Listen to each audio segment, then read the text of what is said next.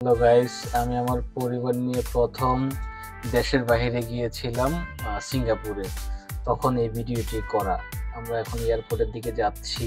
আমাদের ফ্লাইট যেহেতু খুব সকালে ছিল, সো আমরা ভোরই এয়ারপোর্টের দিকে রওনা হয়েছিলাম।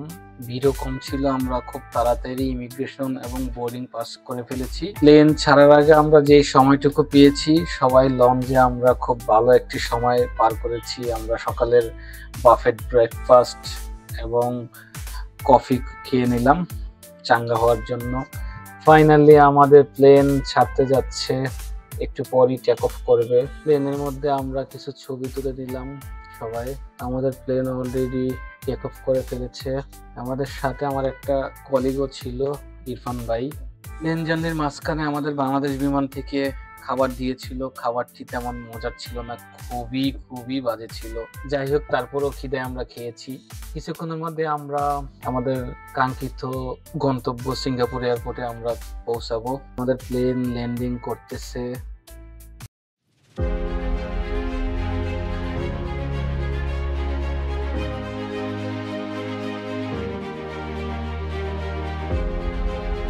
আমরা ফাইনালি সিঙ্গাপুর জুয়েলচিং এয়ারপোর্টে নামলাম। নামার পর দেখলাম বাচ্চাদের খেলার জন্য খুবই সুন্দর সুন্দর জায়গা, মনে হচ্ছে একটা পার্কে আসছে। আমার মেয়ে তো খুবই খুশি, সে অনেক আনন্দ উৎফুল্ল করলো। যাই হোক, আমরা সুন্দরভাবে ইমিগ্রেশন পাস করলাম। ইমিগ্রেশনের পর আমার মেয়েকেও কিছু খাইয়ে নেওয়া হলো, যাতে পরবর্তীতে ডিস্টার্ব না করে। এই জায়গাটি ছিল এয়ারপোর্টের মধ্যে খুব সুন্দর একটি জায়গা। আমরা এখন স্কাই ট্রেন দিয়ে টার্মিনাল 1 থেকে টার্মিনাল 3-তে যাব চেঙ্গি জুয়েল এয়ারপোর্টের সেই বিখ্যাত ওয়াটারফ্রন্ট দেখার জন্য। ফাইনালি আমরা সেই কাঙ্ক্ষিত জায়গায় পৌঁছেছি, জুয়েল চিংড়ি এয়ারপোর্টের আকর্ষণ ওয়াটারফ্রন্ট। এই জায়গাটি হচ্ছে ওয়াটারফ্রন্টে ঢোকার জায়গা, গ্রাউন্ড ফ্লোরে। জায়গাটির চারিদিকের পরিবেশ এত সুন্দর, সামনাসামনি না দেখলে আপনি বিশ্বাসই করবেন না। তাই এয়ারপোর্ট এত সুন্দর করে সাজাতে পারে, সেটা এই চেঙ্গি এয়ারপোর্টে না গেলে বুঝতাম না। ওয়াটার ফ্রন্টের আশেপাশে যত জায়গা ছিল, আমরা চেষ্টা করেছি প্রত্যেকটি জায়গা দেখার জন্য এবং ছবি তোলার জন্য।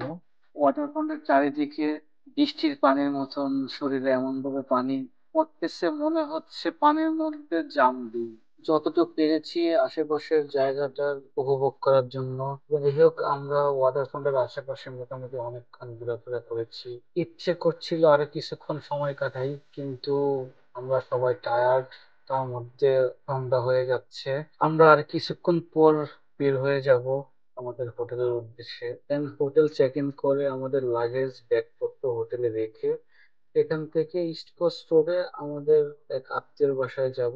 এরই মধ্যে ঘোরাফেরার ফাঁকে আমি অলরেডি ট্যাক্সি বুকিং করে ফেলেছি জুয়েল চেঙ্গি এয়ারপোর্ট থেকে আমাদের হোটেল। আপনাদের সাথে যদি বাচ্চা থাকে তাহলে ট্যাক্সি বুকিং করার সময় খেয়াল রাখবেন ইন্স্যুরেন্স সহ বুকিং দেওয়া লাগে, না হলে কিন্তু ট্যাক্সি আপনাকে নেবে না।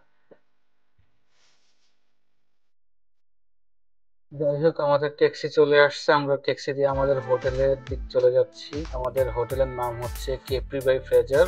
এটি চেঙ্গি সেন্ট্রাল পার্কে অবস্থিত। চেক ইন করার পর খুব বেশি দেরি করিনি।